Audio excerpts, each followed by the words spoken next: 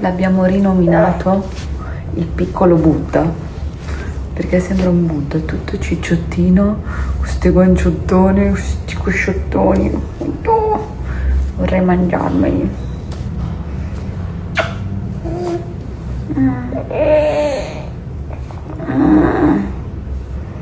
Piccolo Buddha.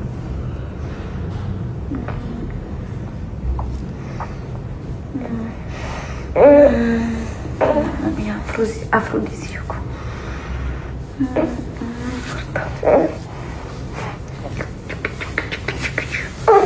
Guardate.